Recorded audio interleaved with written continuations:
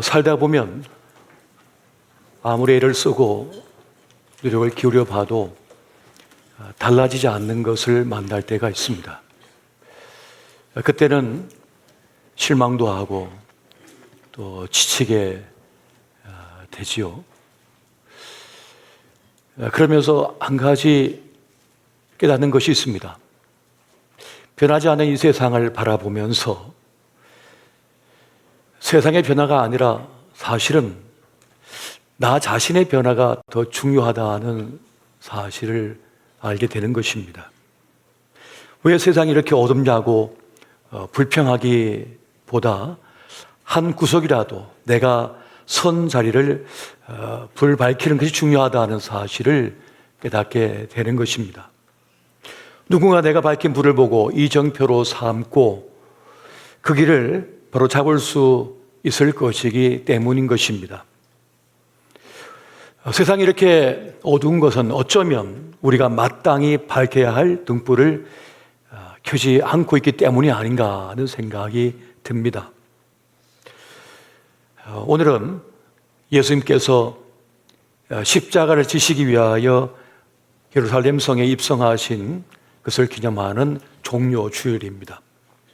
주님은 호산나를 외치며 환호하던 이들, 종려나무 가지를 흔들고 또 가시는 길에 깔면서 마치 레드카펫처럼 깔았던 그 사람들이 머지않아 십자가에 못 박으라, 십자가에 못 박으라 외칠 것을 아셨습니다. 그리고 너가 하나님의 아들이라면 십자가에서 내려오라고 비웃고 조롱할 것을 아셨습니다. 그럼에도 불구하고 우리 예수님은 묵묵히 그 십자가의 길을 걸어가셨습니다. 하나님의 제단 위에 제물이 되기 위하여 그렇게 그 길을 걸어가신 것입니다. 주님은 그것이 인자가 영광을 받는 것이라고 말씀을 하십니다. 그리고 그 영광을 얻을 때가 왔다라고 말씀하시면서 예루살렘 성에 입성하신 것이었습니다. 그리고 주님께서 우리에게 말씀하십니다. 너희는 나를 따르라. 나를 따르면 나와 함께 그 영광의 자리에 있을 것이라고 말씀하셨습니다. 지금 우리는 우리 시대에 하나님께서 부르신 하나의 미랄된 사명자가 되고 있음을 여러분 기억하시기 바랍니다. 오늘 본문은 그리스도의 영광이 무엇인지, 그리고 우리의 영광이 무엇인지, 그리고 영광 얻을 때에 대해서 말씀하고 계십니다. 그리스도의 영광, 그 영광이 있다는 것이죠. 예수님은 지도자들이 사람의 영광을 구하고 있다고 하십니다. 그 세상의 영광을 다른 말로 하면 인정이라고 바꿔도 괜찮을 것 같아요. 사람들은 사람들의 인정, 세상의 인정을 받기 위해서 노심초사하고 그렇게 달려가고 있습니다. 자기 자신에 대한 확신이 없는 부족한 이들은 자꾸만 누군가의 인정을 구하는 것입니다. 그걸 요구하고 있습니다. 타인의 인정과 사랑에 목말라 하면서 살아가는 것이죠. 그것에서 자기의 있음과 자기의 보람을 경험하게 되는 것입니다. 하지만 자기 존재감이 이미 든든히 선 사람은 누군가가 인정하든지 말든지 상관이 없습니다. 굳이 누가 알아주지 않아도 안달하지 않습니다. 또 알아준다고 해도 희희낙낙하면서 살지 않습니다. 그저 묵묵히 자기의 길을 걸어갈 뿐인 것입니다. 우리 예수님은 그렇게 호산나를 외치고 종려나무 가지를 흔들면서 한우했던 사람들이 돌변할 것을 다 아셨지만은, 그리고 12제자가 다 도망갈 것을 아셨지만, 주님은 제자들을 위해서, 그 모든 인생들을 위해서, 우리를 위해서 기꺼이 한 알의 미랄이 되어 십자가에 달리신 것이었습니다. 우리 교회는 뜻을 세운 교회입니다. 뜻을 가진 교회입니다. 우리 교회는 교회의 영광이 무엇인지 아는 교회입니다. 그래서 주차장이 좁고 건물이 낡았다 하여 주눅 드는 법이 없습니다. 다른 교회와 헛된 경쟁하지 않습니다. 지금까지 우리 교회는 뜻을 정하여 재정의 50% 이상을 밖으로 흘려내 보냈습니다. 120억이 넘는 재정을 밖으로 흘려내 보내서 선교와 구제에 힘쓰고 내적 치유와 다음 세대를 위하여 사용했습니다. 주림이 주림 대신 교회가 되기 위하여 담임 목사와 장로 임기제를 실시하고 재신임 투표를 진행하고 있습니다. 종교 분리 원칙을 세우고 가장 바람직한 복음주의, 계획주의 원리를 쫓아서 정결한 교회의 본질을 지키며 살아가기 위하여 지금도 열심을 다하고 있습니다. 그래서 우리 교회는 뜻을 세운 교회인 것입니다. 뜻이 있는 사람은 함부로 살지 않으며 누가 뭐라 하든 상관이 없습니다. 그저 그 올곧은 길을 갈 뿐입니다. 그래서 저는 우리 교회가 참 좋습니다. 참 귀한 교회라고 여기고 있습니다. 여러분, 예수님은 그리스도의 영광이 무엇인지 아셨습니다. 그것은 많은 생명을 구하기 위해 한 알의 밀알이 되어서 부서지고 깨지는 십자가의 길을 가야 함을 주님께서는 아셨습니다. 그리스도의 영광을 아셨기 때문에 그 영광을 향하여 달려갈 수가 있었던 것입니다. 예수님은 우리를 위해 재물 대심으로 생명값을 지불하신 것입니다. 그리고 예수님은 우리를 위해 기꺼이 한 알의 밀알이 되신 것을 아까워하지 않으셨습니다. 억울해하지 않으셨습니다. 나 이거 못할래 하지 않으시고 기어이 십자가에 달려 죽으실 때 다 이루었다라고 말씀하신 것이었습니다. 그렇게 하나님의 제단의 제물이 되어 주심으로 우리를 구원하여 주신 주님은 우리를 존귀하게 만드셨습니다. 존귀란 무엇입니까? 존귀라고 하는 말은 가장 크게 만든다는 뜻입니다.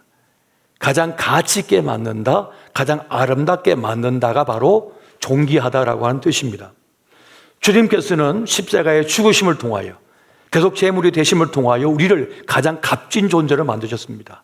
가장 가치 있고 존귀한 인생이 되게 하셨던 것입니다. 그리고 우리도 예수님처럼 누군가를 위해 한 알의 밀알이 되는 것이 존재의 영광이라고 우리에게 말씀하고 계십니다. 그래서 나를 따라오너라 라고 말씀하고 계신 것이에요. 여러분, 부모의 영광은 무엇입니까? 부모의 영광은 자식이 잘 되는 겁니다. 자식이 성공하는 것입니다. 잘 되고 성공하는 기준이 각자 다르겠지만은 제 몫의 삶을 충실하게 잘 살도록 도와주는 거, 바탕이 되어 주는 거, 인도자가 되어 주는 거, 이것이 바로 부모의 역할이며 사명이고, 그 자녀가 잘 되는 것이 뭡니까? 바로 이 부모의 영광이 되는 것입니다. 그래서 부모는 자녀를 위해서 기꺼이 깨트려집니다. 부서집니다. 죽습니다. 그 흘린 피가 자양분이 되어서 자녀를 먹이고 입히고 살아나게 하는 것입니다. 그래서 부모는 앞뒤 재지 않고 자녀를 위하여 자신을 던지는 것이죠. 더 주지 못해서 미안합니다. 그리고 마지막 운명하는 순간까지도 자식 걱정하다가 이 세상을 떠나는 것입니다.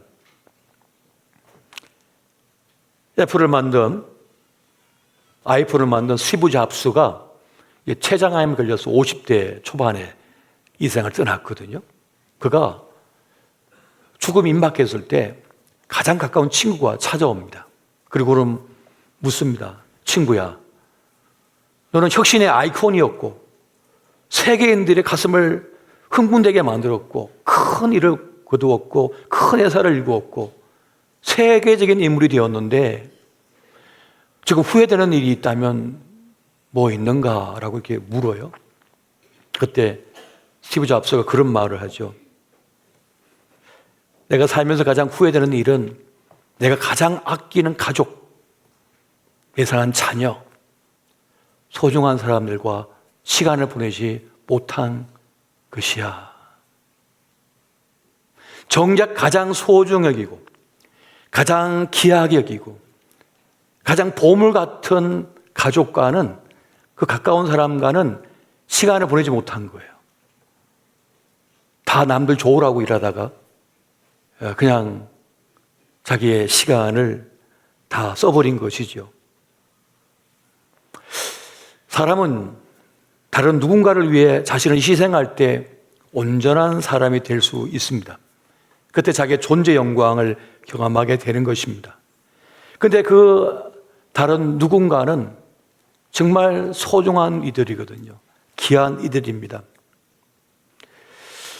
온전한 인간이 된다고 하는 것은 권리로 가지지만 의무로 가득 찬 그 친밀한 관계 속에 살아가는 것을 말하는 것이에요. 배우자가 있고 자녀가 있고 부모가 있고 가까운 이들이 있습니다. 그리고 자기가 맡은 책임이 있습니다. 이것이 있는 사람은 함부로 살지 못합니다. 자기 마음대로 시간을 쓰지 못합니다. 늘 양보하고 타협하고 때로는 희생을 해야 되는 거예요. 그렇게 사랑을 베풀고 또 사랑을 받고 용서하고 용서를 받고 겸손하고 때로는 인내하고 감사와 기쁨을 누리는 가운데서 사람은 온전한 삶을 살게 되는 것입니다. 그 속에서 우리는 존재의 영광을 맛보게 된다는 것입니다. 하나님께서는 우리 안에 숨겨진 그 영광스러움을 아셔요. 그래서 우리의 그 가능성을 끄집어내어서 영광스러운 삶이 되기를 원하십니다. 아무리 구겨져 있지만 5만 원권 지폐가 여전히 5만 원짜리로서의 가치를 가지고 있듯이, 또 지록 속에 박혀 있지만 그 진주가 그 자체로 이미 진주의 가치를 가지고 있듯이, 탕자가 사업에 실패하고 아버지 유산을 허랑방탕에 다 써서 형편없는 인간이 되었어도 아버지 앞에서는 여전히 그 둘째 아들이라고 하는 그 영광스러움을 간직하고 있듯이, 우리에게는 그 존재의 영광이 있음을 믿으시기 바랍니다. 하나님은 이것을 아시기 때문에 우리의 그 존재의 영광을 맛보기를 원하시고 그 삶을 살기를 원하시는 것입니다. 그런데 하나님 없는 사람들은 이 존재 영광을 깨닫지 못하고 헛된 영광을 위해 싸웁니다. 헛된 싸움을, 다툼을 하느라고, 경쟁하느라고 자신의 인생을 다 허비하고 맙니다. 누가 옳으냐 그러냐 싸움, 누가 더 낫냐 못하냐, 누가 잘 사냐 못 사냐, 이런 경쟁, 이런 비교의식으로 살다가 자신의 인생을 다 망쳐버리는 거죠. 주님은 그런 삶이 아니라 나처럼 살라고 말씀하고 계십니다. 밀알 하나가 땅에 떨어져 죽지 않으면 한 알 그대로 있지만 죽으면 많은 열매를 맺는다, 많은 생명 역사가 있다고 말씀하시면서 우리를 이 땅에 떨어진 하늘의 밀알이라고 말씀합니다.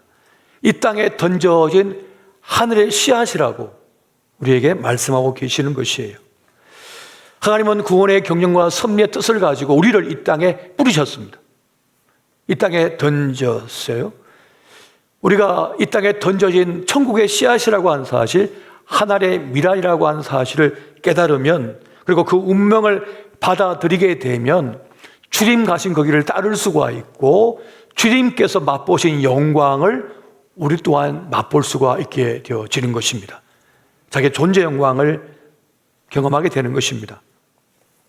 하늘의 씨앗 안에는 큰 숲이 들어있습니다. 큰 나무가 들어있습니다. 온갖 이야기가 들어가 있습니다. 그 씨 하나 속에 말이죠. 그것처럼 우리 안에 잠재되어진 놀라운 하나님의 역사가 있다는 거예요.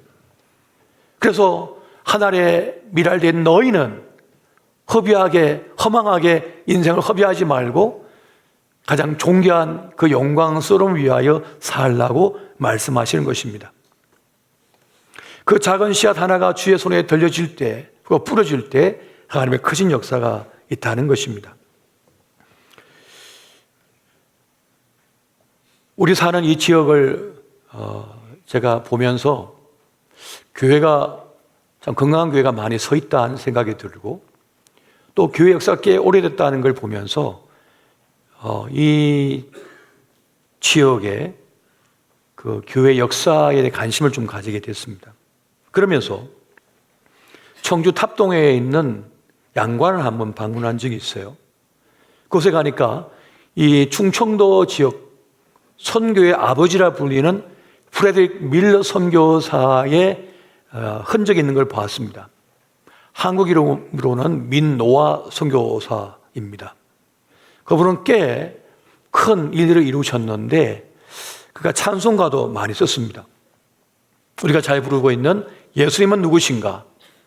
주님 말씀 듣고서 공중 나는 새를 보라도 이분이 다 지은 것입니다.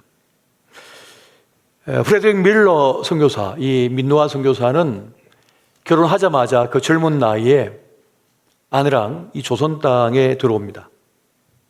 그리고 열심을 다해서 복음을 전하며 이 땅에 상처 입은 영혼들을 위해서 참 많은 일들을 했습니다. 6년 만에 이제 첫 아들을 낳게 됩니다. 너무 기뻤습니다. 너무 행복했습니다. 하지만 척박한 환경과 풍토병으로 8개월 만에 그 아이가 죽습니다. 그 슬픔 속에 있는데 다행히 하나님께서 또 둘째 아들을 허락합니다. 둘째 아들을 낳았는데 기쁨도 잠시, 하루 만에 이 아이가 죽어버립니다. 그 충격으로 아내는 1년 동안 시름 앓다가 그 곁을 떠나버립니다. 그렇게 두 아들을 잃고 젊은 아내를 잃습니다. 그때 조선 사람들이 물었답니다. 당신이 전하는 그 예수님, 그 구원의 하나님은 어찌하여 당신에게 이런 큰 슬픔을 주는가? 그런데도 그 예수를 전하는가? 예수는 누군가? 라고 이렇게 묻더랍니다. 그 아픔과 슬픔과 힘겨움 속에서 기도하는 가운데 하나님께서 영감을 부어주셔요. 그래서 그럼 예수님은 누구신가? 하는 질문을 던지면서 찬송시를 쓰게 됩니다. 그래서 찬송가 예수님은 누구신가가 이제 만들어지게 되는 것이었습니다. 그런 45년 동안 한국에서 선교사로 사역하다가 하나님의 부르심을 받습니다. 그가 이렇게 유언을 남겼어요. 내가 죽거든 내가 사랑하는 이 청주 사람들이 있는 곳에 묻어달라. 자기 아내와 두 아들은 저 서울의 양아진 그 선교사의 묘지에 있지만은 자신은 일평생 헌신한 이 청주 사람들, 청주 땅에 나를 묻어달라고 했습니다. 그래서 양간 앞에 그 무덤이 있습니다. 그는 많은 학교를 세웠고 많은 병원을 세웠고 많은 일들을 이루었습니다. 기후로 40명이, 그분 이후로 40명이 넘는 선교사들이 이곳에서 머물면서 선교 사역을 감당했습니다. 하늘의 미랄이 그들을 쓰면 아무 역사가 일어나지 않지만 깨지고 부서지고 죽을 때라야 생명의 역사가 있다고 한 사실을 프레드릭 밀러 선교사는 우리에게 보여주고 있습니다. 여러분, 하늘의 미랄은 반드시 깨어져야 함을, 붙어져야 함을 믿으시기 바랍니다. 네. 여러분은 깨지셨습니까? 부서지셨습니까? 정말 부서질 수 있어야 되는 것입니다. 아무리 말을 화려하게 해도 소용이 없습니다. 부서지고 깨지고 그곳에 있어야 되는 것입니다. 제가 35세 때 저 충주 기지에서 목회 사역을 한 때에 너무 가루해서 쓰러진 적이 있어요. 그래서 장로님이 저를 들쳐업고 충주 어른으로 데려가서 살린 적이 있습니다. 그때는 새벽에 새벽 예배를 365일을 인도하고 그리고 모든 수요, 금요, 주일, 저녁까지 다 인도하면서 또 부대에 일은 회의, 또 훈련, 상담, 또 위문 사역을 다 하면서 교회 대신망을 하고 그랬어요. 그 집에 들어오면 한 10시쯤 되었습니다. 그 잠은 한 1시나 2시쯤 잤던 것 같아요. 그러니까 하루 일과의 수면 시간이 한 3시간, 4시간밖에 되지 않았던 것 같아요. 그것을 계속 이어가다 보니까 제가 그냥 쓰러져 버린 건데, 그때 정말 죽을 수가 있었던 거죠. 그런데 그때의 제 마음속에 열정이 가득 찼어요. 너무 기뻤어요. 밥을 안 먹어도 배가 안 고팠고 별로 힘든 것을 느낀 적이 없어요. 그러다가 쓰러진 건데, 그러한 저를 보고 많은 청년들이 목회자가 되었습니다. 일반 대학교를 다니던 친구들이 신학을 하겠다고 자기의 전공을 바꾸었어요. 그리고 많은 분들이 예수 영접하는 일들이 그러한 가정 속에 일어났습니다. 하늘의 미랄이 깨지고 부서지고 죽지 않으면 아무런 일이 나지 않습니다. 이건 진리입니다. 이것은 모든 것의 원리입니다. 심어야만 반드시 거두게 되는 원리인 거예요. 그것은 이 세상을 창조하신 하나님의 원리입니다. 자연의 원리고 인생의 원리가 되고 있는 것입니다. 그리고 그때라야 진짜 영광을 맛보는 거예요. 그게 진짜 영광인 것입니다. 다음으로 우리 주님은 영광을 얻을 때가 있다고 말씀합니다. 주님은 우리에게도 영광을 얻을 때가 있다고 말씀합니다. 영광의 순간이 있다고 말씀하는 거죠. 우리에게 영광의 순간이 있는데, 근데 그것은 기한이 있다는 거예요. 때가 있다는 거예요. 인생은 찰나거든요. 인생은 쉽지 않으며 인생은 짧습니다. 영혼의 시간 속에 우리의 인생은 찰나입니다. 그 찰나 속에 영광의 때가 있다는 거예요. 근데 그걸 놓치면 없습니다. 그냥 무덤으로 가야 되는 거예요.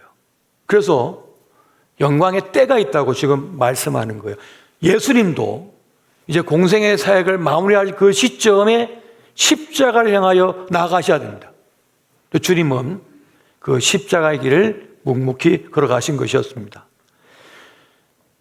꽃이 활짝 필 때가 있죠. 열매를 맺을 때가 있는 거예요. 그래서 예수님은 때가 참에 이 땅에 오셨고 때가 이름에 십자가의 길을 향하여 나아가셨습니다. 그것처럼 우리에게도 십자가를 질 때가 있는 겁니다. 죽을 때가 있는 겁니다. 죽어야 존재의 영광이 있는 거예요. 주님은 우리도 하늘의 미랄이 되어야 할 때가 있다고 하십니다. 하늘의 미랄이여 깨트질 때가 있다. 그때 비로소 우리는 하나님 아버지의 온전히 함께하는 자리에 서게 되고, 주님은 그러한 자리로 우리를 부르고 계시다는 것입니다. 어제 큐티에도 보면은 큐티 말씀에 그런 말씀 하시잖아요. 무화과 나무와 나무를 보라 라고 말씀하잖아요. 나무의 영광의 때가 있다는 것입니다. 그것은 뭡니까? 열매인 거예요. 우리 인생의 계절을 맞으며 가장 좋은 열매를 맺을 사명이 있는 것입니다. 우리는 그 영광의 길을 걸어갈 책임이 있는 것입니다. 저는 이 땅의 아버지들, 어머니들이 참 훌륭하시다는 생각이 참 많이 듭니다. 어려운 때를 살아내시면서 가족을 돌보고 부양하고 온 정성을 쏟으며 살아오신 거죠. 그 영광스러움이 있다고 저는 생각해요. 그런데 간혹 보면 많은 이 땅의 아버지들이 그런 말을 해요. 아들아, 너는 나처럼 살지 마라. 그러면서 가셔요. 그래서 그분이 무슨 죄를 많이 졌나, 뭐 악한 일을 많이 했나 봤더니 그거 안 해요. 단지 많은 유산을, 재물을 남겨주지 못해서 그때 미안한 마음 때문에 아버지처럼 살지 마라 그러고 가신 거거든요. 법 없이도 살만한 아버지, 법 없이도 살만한 어머니, 그렇게 남에게 해를 끼치지 않고 잘 살려고 하고 자식을 위하여 지극정성으로 헌신하고 살아온 아버지, 어머니, 그 자체로 본받을 만하고 존경스럽고 영광스러운 삶을 살았는데, 단지 그 유산 좀 제대로 남겨주지 못한 것 때문에 나처럼 살지 말라는 말씀을 한 걸 보면서 뭐 안타깝습니다. 뭘 모르시는 거죠. 이 땅에 던져진 옷에다가 자기를 맞추려다가 너무 고생만 하다 가시는 거예요. 여러분, 굳이 부자 되지 않아도 됩니다. 굳이 그렇게 인기 없어도 됩니다. 그렇게 많은 권력을 가지지 않아도 됩니다. 그냥 나에게 부여해 주신, 풍부하여 주신 자기의 삶을 자기답게 오롯이 살아내면 되는 거예요. 그런데 우리는 남이 만들어 놓은 레이스에다 탁 던져 놓으니까 그냥 정신없이 막 달려가요. 죽을 똥 몰똥 살 똥 모르고 막 달려가는 거죠. 그냥 딱 멈춰갖고 내가 왜 이 길을 달리고 있지? 왜 내가 이 출발선에 서 있지? 굳이 그럴 필요가 없거든요. 왜 남이 그어준 거기다가 딱 서가지고 달리고 있냐? 자기 삶을 자기답게 살아내면 되는 거죠. 그게 진정 자기 삶인 것이죠. 그런데 많은 이들이 남이 이 정도는 있어야 부자래, 부자야만 잘 사는 거래. 과연 부자가 잘 사는 것입니까? 가족에 상처 주고 자기 인생도 제대로 살지 못하고 다 부서지고 깨지고 비참함 속에 나는 삼륜가봐 하면서 잘 산 겁니까? 그게 속은 거죠. 근데 대부분 그렇게 살고 있다는 것입니다. 예수 그리스도께서는 이 땅에 오셔서 만난 사람마다 전곡을 찌르는 말씀을 주셨어요. 핵심을 찔러 주셨어요.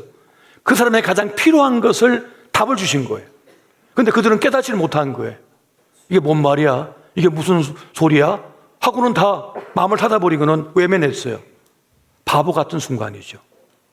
자기 인생의 가장 중요한 진리를 깨닫게 하고 있는 시간인데, 핵심을 찔러주고 있는데, 새 삶을 열어주고 있는데 너무 무지해서 깨닫지 못한 거란 말이에요. 그런데 주님의 말씀을 듣고 깨닫는 자들이 있었습니다. 깨닫는 인생들이 있었습니다. 그들은 자기 삶을 변혁시켰어요. 다르게 살기 시작했습니다. 자기 삶을 제대로 사는 인생이 되어버리고 말았습니다. 삭개오 같은 사람, 수가성의 여인 같은 사람, 자기 인생을 깨달아버린 거죠. 진짜 자기 삶을 살고야 했던 것입니다. 이것이 바로 진리와의 만남이잖아요. 진정한 만남인 거잖아요. 주님께서는 바로 그것을 우리에게 말씀해 주셨고 깨닫게 주신 것이었습니다.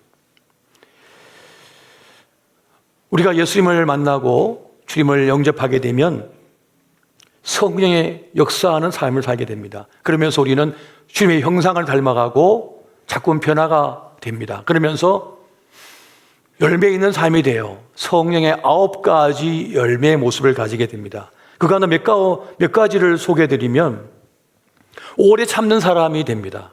여러분, 누가 오래 참고 싶습니까? 곧바로 끝내고 싶지요. 근데 오래 참는 사람이 돼요. 누군가에 대해서, 어떤 일에 대하여 오래 참는 사람이 됩니다. 하나님의 뜻에 대하여. 또 자비의 사람이 된다고 말씀합니다. 누군가를 불쌍히 여기는 마음을 갖게 되는 거예요. 그러나 세상 그렇지 않죠. 그냥 복수하고 싶죠. 당장 그냥 박살내고 싶죠. 부서뜨리고 싶죠. 밟고 싶지요. 그런데 자비의 열매가 있게 되는 거예요. 양선이 있습니다. 누군가를 친절하게 대하고 존중하는 삶을 살게 됩니다. 이 갑질하는 세상 속에서 조금만 힘을 가지면, 조금만 조언을 가지면, 조금만 지위가 높으면 나보다 아래에 있는 사람, 약해 보이는 사람에게 갑질하고 싶은 세상 속에서 존중하고 존대하죠. 그런 열매가 일어나기 시작하는 거예요. 적당하게 일하고 보수를 많이 받고 싶은, 보상을 많이 받고 싶은 그런 세상 속에서 충성하는 삶을 살게 돼요. 충성이 있는 삶을 살게 됩니다. 여러분, 이 작은 컵에 담긴 물은 보잘것이 없어 보입니다. 그러나 이건 누구나 다 할 수 있을 것 같습니다. 그러나 누구나 다 할 수 없습니다. 크게 보이는 일은 다 하고 싶어 하는데 작아 보이는 일은 사람들이 하기 싫어하거든요. 큰 마음을 가질 때라야 이 작은 컵에 물을 떠서 올려놓을 수가 있습니다. 큰 마음을 가진 사람이라야 저 휴지 한 장 틀어진 거를 내가 주술 수가 있는 거예요. 그 마음을 가지지 못하는 겁니다. 그것이 무거워서가 아닙니다. 그걸 들 만한 마음이 되지 못하기 때문인 것이죠. 그래서 주님은 중요한 말씀하시잖아요. 작은 일에 충성된 자가 큰 일에도 충성될 수 있다. 그 작은 일을 들 수 있는, 품을 수 있는 마음을 가질 때라야 진짜 큰 일도 맡을 수가 있는 거라는 거예요. 근데 그 마음을 가지지 못하는 거죠. 절제하는 마음, 나를 멈출 수 있는 마음. 우리가 주님을 품고 살게 되면 주님이 내 안에 역사해서 이 말을 멈출 수 있는 사람이 됩니다. 이 행동을 멈출 수 있는 사람이 됩니다. 절제할 수 있는 사람이 됩니다. 그런데 앞서 말한 이 성령의 열매들은 하나같이 손해보는 것 같아요. 자기를 부인하는 거예요. 자기를 깨트리는 거예요. 희생하는 거예요. 그런데 그것이 생명을 살리는 역사로 나타나게 된다는 것입니다. 바로 그러한 삶을 통해서 우리는 존재의 영광을, 하나님의 영광을 맛보게 됩니다. 주님은 그렇게 우리가 하나님의 영광에 이르게 될 것이라고 말씀합니다. 우리는 아무것도 아닌 존재가 아닙니다. 우리 미물이 아닙니다. 우리는 하나님의 형상을 따라 지음받은 존귀한 인생들인 것입니다. 그러므로 아무렇게나 살아서는 안 됩니다. 함부로 살지 말아야 되는 거예요.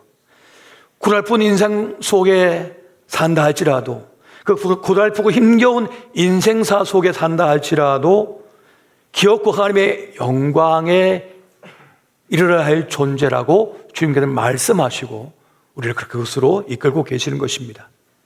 우리는 이 땅에 사는 동안 하나님의 미랄이 되어서 덧없는 세상살이에 지쳐가지고 자기의 존재의 의미를 깨닫지 못하는 인생들에게 참다운 인생의 삶이 무엇인지 맛보도록 해주고, 그리고 영생을 가지도록 돌보는 그런 사명이 우리에게 있습니다. 적대감이 넘치는 세상 속에서 서로를 아끼고 위하고 돌보는 그런 사명을 가졌습니다. 상처 입은 영혼들이 주저앉아 끝나는 것이 아니라 다시 희망을 찾고 일어설 수 있도록 위로하고 격려하는 사명을 우리가 가졌습니다. 그것이 바로 하늘에 미랄된 사람들의 모습이라는 것입니다. 구원의 복음을 전하는 것입니다.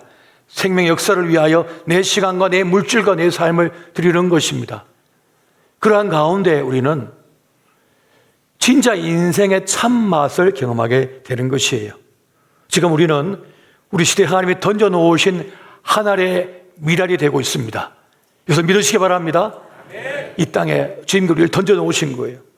우리 있음으로 인해서 새로운 생명의 일들이 지금 일어나고 있는 겁니다. 우리가 깨닫지 못하지만 그 일이 일어나고 있는 거예요. 세상 속에 살지만 세상을 닮기보다 예수님을 닮아 예수님처럼 하늘의 미랄된 사명자로 살아갈 그런 책임이 우리에게 있는 것입니다. 그리고 우리를 지금 주님은 사용하고 계십니다. 그래서 믿으시기 바랍니다. 우리 교회는 바로 그 꿈, 그 하나님의 꿈을 위해 달려가는 교회입니다. 그래서 뜻을 가졌기 때문에 견고합니다. 뜻을 가졌기 때문에 흔들림이 없습니다. 뜻이 있기 때문에 삶의 보람을 느낍니다. 그것이 저는 우리의 신앙과 또 우리 교회의 가치라고 저는 여기고 있습니다.